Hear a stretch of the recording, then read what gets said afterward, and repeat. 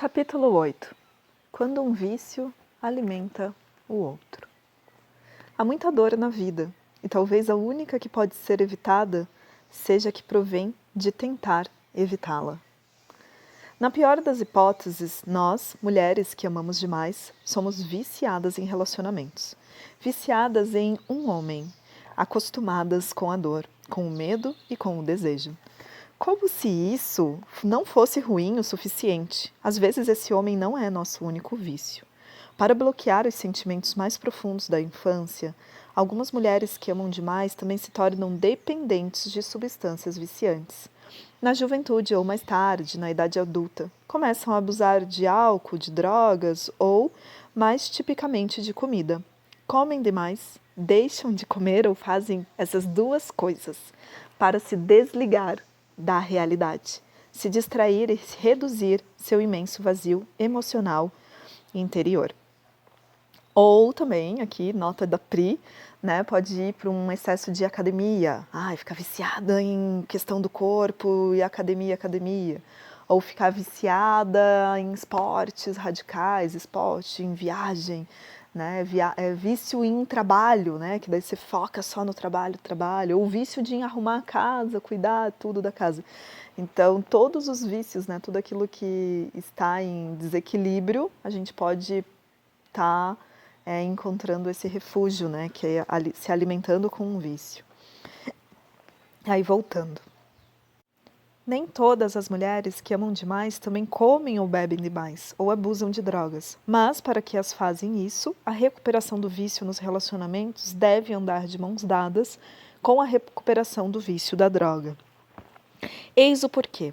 Quanto mais dependemos de álcool, drogas ou comida, mais sentimos culpa, vergonha e raiva de nós mesmos. E a gente sabe, né, que na pirâmide lá na escala das sensações e vibrações, o quanto, né, essa culpa ela é muito pesada, né, ela nos aprisiona numa densidade muito grande, né, a vergonha também, a raiva. E aí, cada vez mais solitárias e isoladas, podemos nos tornar desesperadas pelo apoio que um relacionamento com um homem parece prometer. Como nos sentimos péssimas em relação a nós mesmas, queremos um homem, e também um homem, uma mulher, uma relação que faça com que nos sintamos melhor. Como não conseguimos nos amar, precisamos que eles nos convençam de que somos dignas de amor. Então, questão de baixa autoestima. Até dizemos a nós mesmas que o homem certo não precisaremos tanto de comida, álcool e droga. Usamos os relacionamentos do mesmo modo, como usamos a substância viciante, para acabar com nossa dor. Quando um relacionamento nos desaponta, voltamos-nos mais freneticamente com a substância de que abusamos em busca de alívio. Cria-se um círculo vicioso quando a dependência física de uma substância é exacerbada pelo estresse de um relacionamento doentio, e a dependência de um relacionamento é intensificada pelos sentimentos caóticos produzidos pelo vício físico. Usamos o fato de estarmos sem, o companheiro ou companheira ou com um companheiro ou companheira errado para explicar e desculpar o nosso vício físico. De modo inverso, o uso contínuo da substância viciante nos permite tolerar o relacionamento doentio atenuado nossa dor e nos roubando a motivação necessária para mudarmos. Culpamos um pelo outro e nos tornamos cada vez mais presas a ambos. Enquanto tendemos a fugir de nós mesmas e evitar nossa dor, permaneceremos doentes. Quanto mais procurarmos meios de fuga, mais doentes ficaremos, porque combinaremos vícios com obsessões. Acabaremos descobrindo que nossas soluções se tornam nossos problemas mais sérios, precisando desesperadamente de alívio e não encontrando nenhum. Às vezes começamos a ficar um pouco loucas. Estou aqui porque meu advogado me disse para vir. Brenda estava quase sussurrando ao fazer essa confissão em nossa primeira consulta. Bem, peguei algumas coisas e fui presa, e ele achou que seria uma boa ideia procurar alguém para me aconselhar. Ela continuou com um tom conspiratório. Quando eu voltasse ao tribunal, seria muito melhor se eles achassem que estou obtendo ajuda para resolver os meus problemas. Mal tive tempo de assentir com a cabeça antes dela continuar. Só que, bem, eu acho que realmente não tenho nenhum problema. Peguei algumas coisas naquela pequena farmácia e me esqueci de pagar. É horrível que eles pensem que eu as roubei, mas realmente foi apenas um descuido. A pior coisa nisso tudo é que é o constrangimento. Mas não tenho nenhum problema real, como algumas pessoas têm.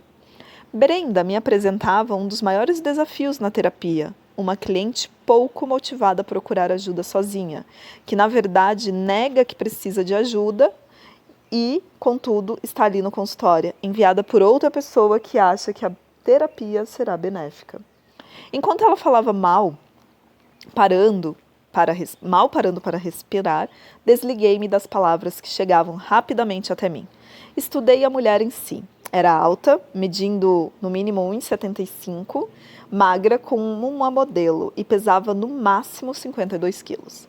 Usava um vestido num tom coral forte, elegante, simples e joias pesadas de marfim e ouro. Com cabelos louro-mel e olhos verdes da cores do mar. Devia ter sido muito bonita. Os ingredientes estavam todos ali, mas faltava alguma coisa. Suas sobrancelhas eram cronicamente franzidas, criando uma ruga vertical profunda entre elas. E ela prendia muito a respiração, e suas narinas estavam constantemente dilatadas, e seus cabelos, embora cuidadosamente cortados e penteados, estavam secos e quebradiços.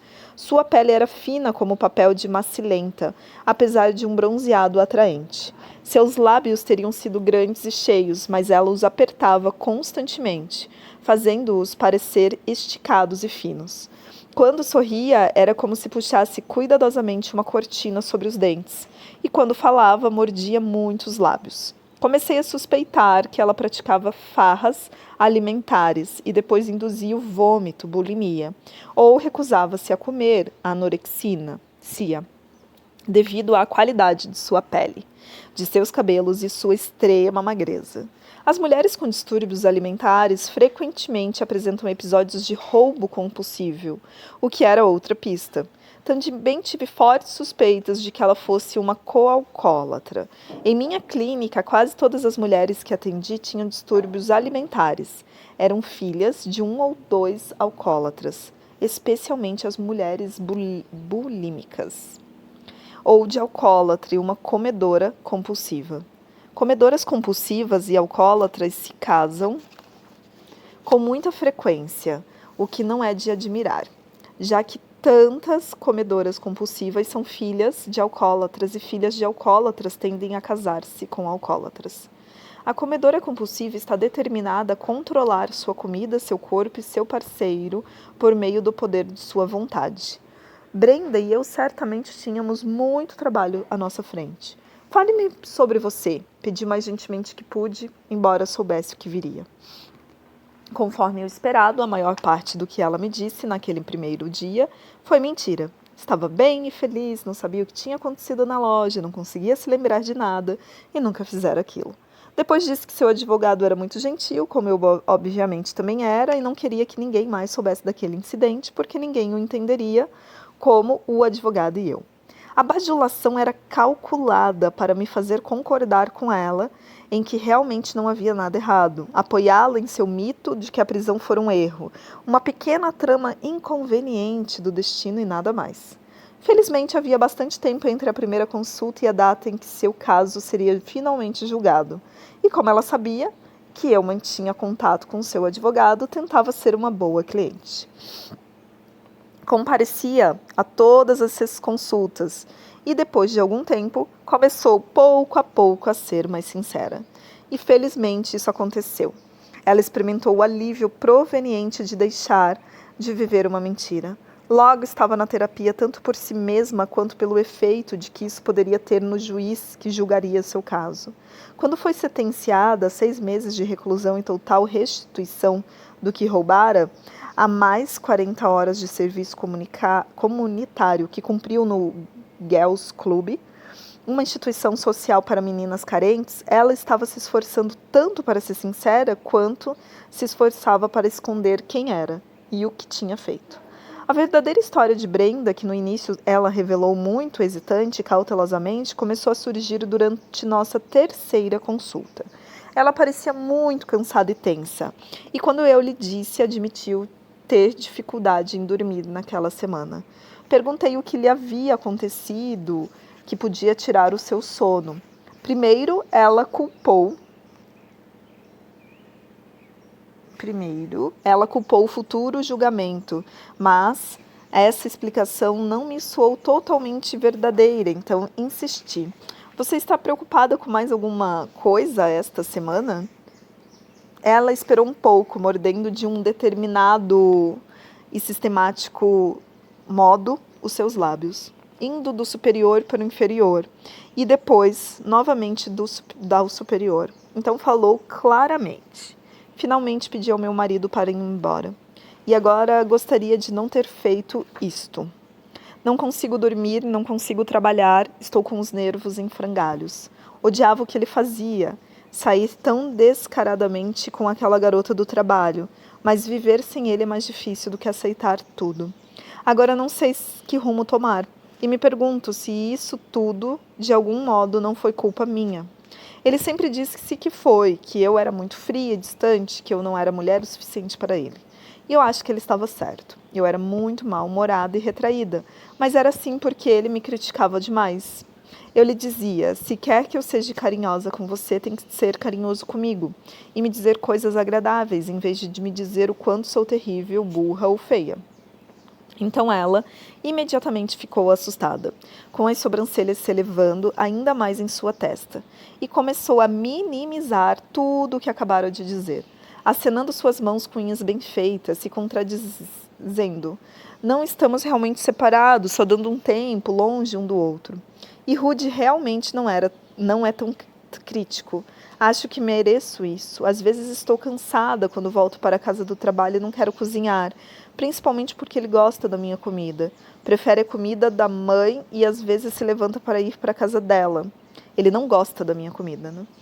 E só volta às 2 da manhã. Simplesmente não tenho vontade de me esforçar muito para fazê-lo feliz, quando nada adianta. Mas isso não é assim tão ruim. Muitas mulheres passam, né, por coisas piores. E o que ele faz até as 2 da manhã? Não pôde ficar com a mãe dele esse tempo todo? Nem quero saber, acho que sai com a namorada, mas não me importo. Acho que melhor quando ele sai, me deixa em paz. Muitas vezes ele finalmente voltava para casa, ficava puxando briga, e foi mais pelo fato de essas brigas me deixarem muito cansada para trabalhar no dia seguinte, que por ele sair, que acabei pedindo que fosse embora. Ali estava uma mulher determinada a não sentir ou revelar suas emoções. O fato delas estarem quase gritando para se fazerem ouvir só fazia criar mais situações difíceis em sua vida a fim de sufocá-las.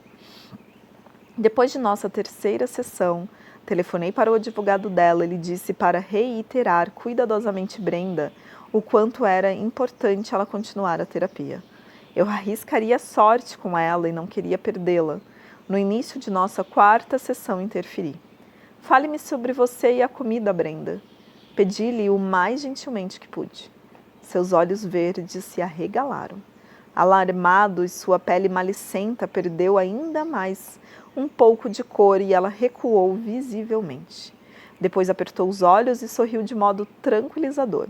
O que quer dizer sobre mim a comida? Essa é uma pergunta boba. Eu lhe disse que sua aparência me alertara e falei sobre a etimologia dos distúrbios alimentares. Identificar o distúrbio como uma doença partilhada por muitas mulheres ajudou Brenda a pôr seu comportamento compulsivo em uma perspectiva melhor. Não demorou tanto quanto eu temi para fazê-la falar.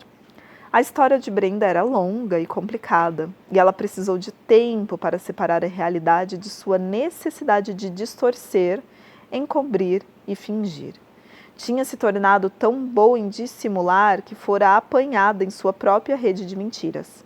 Brenda se esforçara muito para aperfeiçoar sua imagem, para apresentar ao mundo uma imagem que mascararia seu medo, sua solidão e seu terrível vazio interior. Era muito difícil para ela avaliar sua situação de modo a poder dar passos na direção de suprir as próprias necessidades e sua carência. Era o motivo de roubar e comer compulsivamente, vomitar e comer de novo, e mentir compulsivamente em uma tentativa desesperada de encobrir todas as suas atitudes. A mãe de Brenda também era uma comedora compulsiva, obesa, desde que Brenda podia se lembrar. Seu pai, um homem magro, forte e enérgico, há muito desestimulado pela aparência e pela religiosidade excêntrica de sua esposa. Descumpria abertamente durante anos seus votos conjugais. Ninguém da família duvidava de que ela fosse infiel e ninguém jamais falou sobre isso. Sabê-lo era uma coisa, mas admiti-lo era outra, uma violação de acordo tático familiar. E que não admitimos em voz alta, não existe para nós como uma família e, portanto, não pode nos magoar. Aquela era uma regra que Brenda aplicava rigorosamente à sua vida. Se ela não admitisse que algo estava errado, nada estaria errado. Os problemas não existiriam, a menos que ela expressasse em palavras. Não admira que se agarrasse tenazmente às mesmas mentiras e invenções que a estavam destruindo. E não admira que fosse tão difícil para ela estar na terapia. Brenda cresceu magra e forte como o pai, imensamente aliviada por poder comer muito e não engordar como a mãe. Quando ela fez 15 anos, o seu corpo subitamente começou a mostrar os efeitos das enormes quantidades de comida que ingeria. Aos 18 anos, Brenda estava com 108 quilos e estava mais infeliz do que jamais fora. O pai agora dizia coisas cruéis para aquela jovem que fora sua filha favorita, sobre como ela estava ficando igualzinha à mãe. A verdade é que ele não diria essas coisas se não tivesse bebido, mas o fato era que ele agora bebia durante a maior parte do tempo, mesmo quando estava em casa, o que era raro. A mãe não parava de rezar e louvar a Deus. O pai não parava de beber e sair e Brenda não parava de comer, tentando não sentir pânico crescendo dentro de si. Quando Brenda saiu de casa pela primeira vez, rumo à universidade, estava terrivelmente só. E sem conforto dos mesmos pais que deplorava. E então fez uma descoberta incrível. Sozinha em seu quarto, no meio de uma farra alimentar, percebeu que podia vomitar quase tudo que comera e não ser penalizada com um ganho de peso pelo enorme consumo de alimento. Logo estava tão fascinada pelo controle que agora tinha sobre seu peso que começou a jejuar e vomitar tudo o que comia.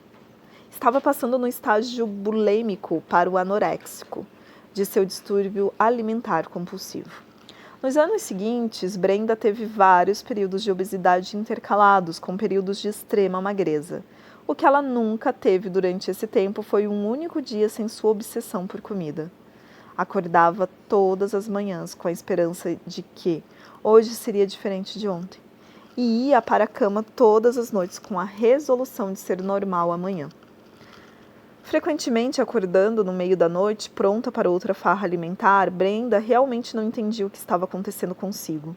Não sabia que tinha um distúrbio alimentar tão comum em filhas de alcoólatras quanto em filhas de comedores compulsivos. Não entendia que ela e a mãe sofriam de um vício alergia a certos alimentos, principalmente carboidratos refinados, que quase se igualava ao vício alergia do pai alcoólatra. Nenhum deles podia ingerir seguramente quantidades mínimas de substância viciante sem sentir uma ânsia por consumir cada vez mais. E como a relação do pai com o álcool, a relação da Brenda com a comida, especialmente os doces, consistia em uma longa e contínua batalha para controlar a substância que a controlava. Brenda continuou a ingerir o próprio vômito durante anos depois de vez em que inventou isso pela primeira vez. Na universidade. Seu isolamento e sigilo se tornaram cada vez mais intrincados e extremos. De muitos modos, esses comportamentos foram fomentados por sua família, assim como sua doença. A família de Brenda não queria ouvir nada dela que não pudesse responder. Ah, isso é bom, querida. Não havia espaço para dor, medo, solidão e honestidade, para a verdade sobre ela mesma e a sua vida. Como a família evitava constantemente a verdade, estava implícito que Brenda devia fazer o mesmo e não virar a mesa. Tendo os pais como cúmplices silenciosos, ela afundou mais na mentira que era a sua vida. Certa de que se conseguisse parecer bem externamente, tudo ficaria bem, ou pelo menos silenciado internamente. Até mesmo quando Brenda mantinha sua aparência sob controle, durante longos períodos a confusão em seu íntimo não podia ser ignorada. Embora ela fizesse tudo o que podia para tornar sua aparência boa, usando roupas de grife combinadas com a última moda de maquiagem e cortes de cabelo. Isso ainda não era o suficiente para apaziguar o seu medo e preencher seu vazio. Em parte devido a todas as emoções que ela recusava reconhecer, e em parte devido à devastação de seu sistema nervoso produzido por sua desnutrição autoimposta. O estado mental de Brenda era confuso, ansioso, mórbido e obsessivo. Ao tentar se livrar dessa confusão interior, Brenda, seguindo o padrão de sua mãe, buscou consolo em um grupo de religiosos fervorosos que se reunia no campus. Foi dentro desse círculo que, no último ano da faculdade, que conheceu seu futuro marido, Rudy. Um tipo obscuro que o fascinou, mas por seu mistério, Brenda estava acostumada com segredos e ele tinha muitos. Nas histórias que Rudy contava e nos nomes que deixava escapar, havia indícios de que ele participava de atividades que envolviam apostas em cavalos e loterias em Nova Jersey, sua cidade de natal. Fazia alusões a grandes quantidades que ganhara e gastara, carros e mulheres deslumbrantes, boates, bebidas e drogas. E lá esteve ele, metamorfoseando, em um estudante sério vivendo no campus de uma universidade tranquila no meio oeste dos Estados Unidos, participando ativamente de um grupo religioso para jovens, deixando seu passado para trás e em busca de algo melhor. O fato de Rudy ter cortado relações com a família sugeria que ele saíra de Nova Jersey às pressas e sob pressão. Mas Brenda ficou muito impressionada com seu passado obscuro e misterioso e com suas tentativas aparentemente sinceras de mudar, que não sentiu necessidade de pedir explicações detalhadas sobre essas proezas. Afinal de contas, ela também guardava seus próprios segredos. Então, essas duas pessoas que fingiam ser o que não eram, ele um fora da lei disfarçado de rapaz de couro e ela comedora, compulsiva disfarçada de seguidora da última moda, naturalmente se apaixonaram pela ilusão que cada um deles projetava. O fato de alguém amar o que ela fingia ser selou o destino de Brenda. Agora ela tinha de manter cuidadosamente a ilusão. Mais pressão, mais estresse, mais necessidade de comer, vomitar e esconder.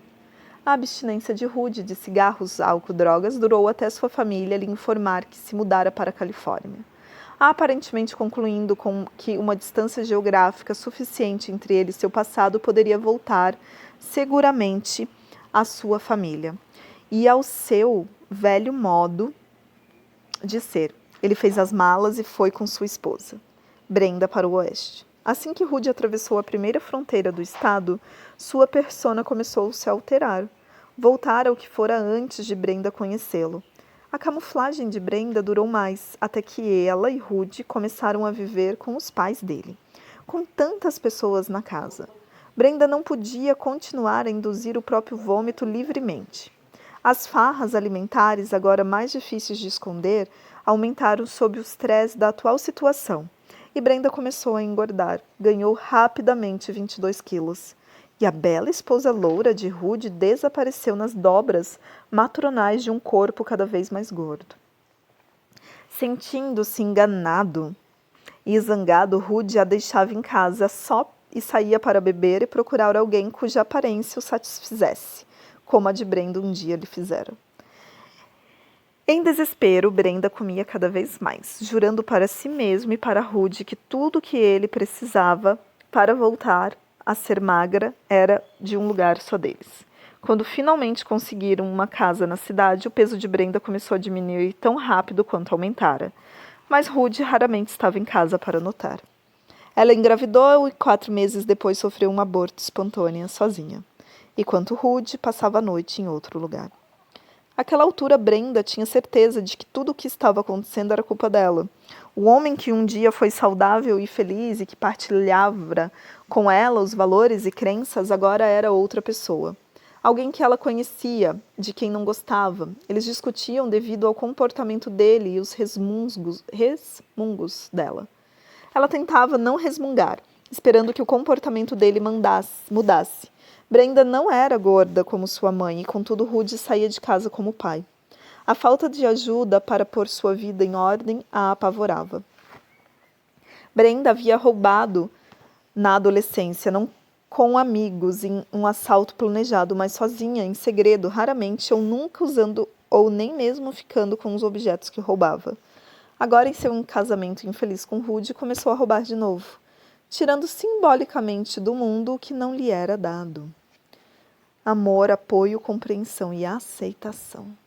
Mas seus roubos só se isolavam mais.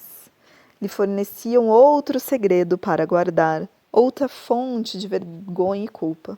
Enquanto isso, a aparência externa de Brenda se tornava novamente a sua defesa contra ser vista como era. Uma pessoa compulsiva, medrosa, vazia e solitária. Mas uma vez ela estava magra. Tinha um emprego, principalmente para comprar as roupas mais caras pelas quais ansiava. Desfilava com algumas e esperava que isso fizesse Rude se orgulhar dela. Embora ele se gabasse de sua esposa, a modelo, nunca realmente se deu ao trabalho de vê-la andar em uma única passarela. Como Brenda procurava em Rude reconhecimento e validação, a incapacidade dele de lhe dar isso tornava sua autoestima já frágil ainda mais baixa. Quanto menos ele lhe dava, mais ela precisava dele. Brenda se esforçava para aperfeiçoar sua aparência, mas sentia que lhe faltava algum elemento misteriosamente atraente, que as mulheres de cabelos escuros com quem Rude saíam pareciam ter naturalmente. Esforçava-se ainda mais para emagrecer, porque ser mais magra significava ser mais perfeita. Também se tornou perfeccionista em relação ao serviço doméstico, e logo estava totalmente ocupada em seus vários comportamentos obsessivos compulsivos: limpar, roubar, comer e vomitar. Enquanto Rude ficava fora, bebendo e se encontrando com mulheres. Brenda limpava a casa até tarde na noite, correndo para a cama e fingindo dormir se ouvia o carro dele entrar na garagem lá embaixo. Rude reclamava de sua meticulosidade em relação à casa e, bastante agressivamente, desfazia os efeitos de sua limpeza cuidadosa todas as noites quando chegava em casa cedo ou tarde. O resultado era que Brenda mal podia esperar para vê-lo sair de novo e poder ir arrumar, limpar tudo que ele havia bagunçado. Quando ele saía para beber e farrear à noite, ela sentia alívio. Tudo estava ficando cada vez mais louco. A prisão de Brenda na farmácia, sem dúvida, foi uma bênção, no sentido que criou uma crise que levou à terapia, onde ela começou a ver o que sua vida se tornara. Durante muito tempo havia desejado fugir de Rude, mas não conseguia. Então, deixar de lado sua compulsão de consertar o relacionamento. Ironicamente, quanto mais ela se afastava dele, mais ele a perseguia com flores, telefonemas e aparecendo em seu local de trabalho, com ingressos para um concerto. As colegas de trabalho de Brenda que conheceram quando ele estava representando esse papel achavam que Brenda era uma tola por deixar um homem tão adorável e dedicado. Ela precisou de 2 reconciliações cheias de esperança, seguidas por rompimentos dolorosos para se perceber que Rude só queria o que não podia ter. Quando eles viviam juntos, como marido e mulher, o lado mulherengo dele logo vinha à tona. No segundo rompimento, Brenda lhe disse que achava que ele tinha um problema com bebida e drogas. Ele foi procurar ajuda para provar que não tinha. Durante 2 meses ficou limpo e sóbrio. Eles se reconciliaram e alguns dias depois, quando tiveram sua primeira briga, Rude bebeu e ficou fora toda a noite. Quando isso aconteceu, Brenda, com a ajuda da terapia, viu o padrão que ambos estavam presos. Rude usava a turbulência deliberada de seu relacionamento com Brenda para camuflar e justificar seu vício em álcool, drogas e mulheres.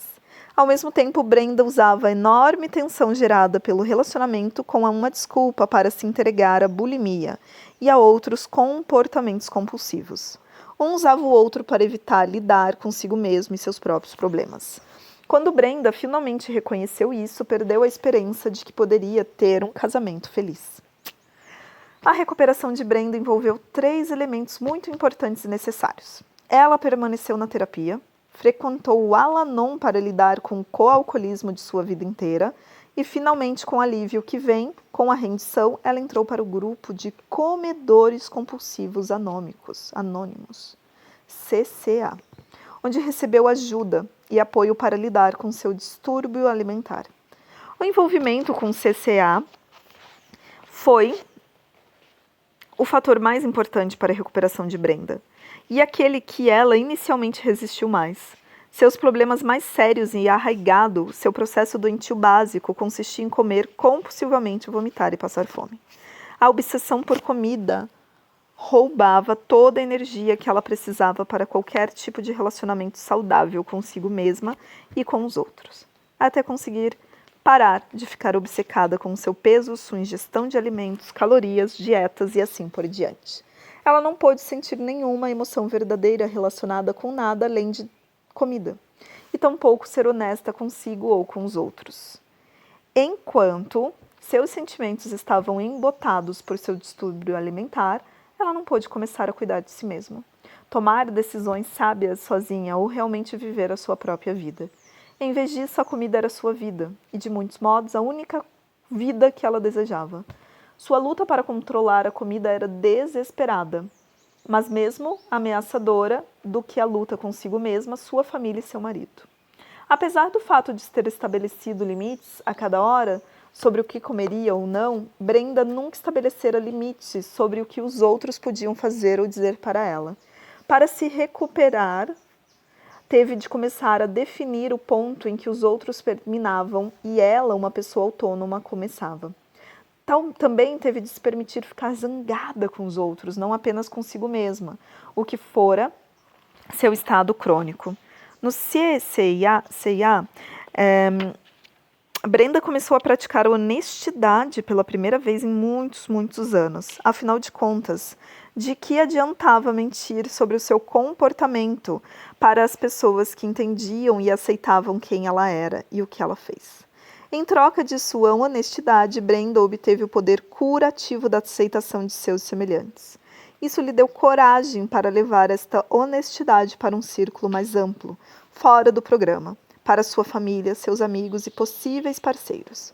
O Al-Anon ajudou a ver raízes do problema familiar de origem e também lhe deu ferramentas para entender tanto os distúrbios compulsivos de seus pais quanto a forma como as doenças deles a afetaram.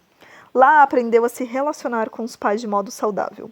Rudy se casou de novo no momento em que o processo de divórcio terminou, mesmo declarando pelo telefone na noite anterior à cerimônia que realmente só desejava Brenda.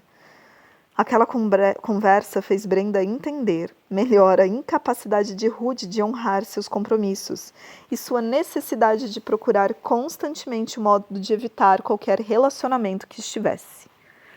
Como pai dela, ele era um peregrino que também gostava de ter uma esposa e um lar.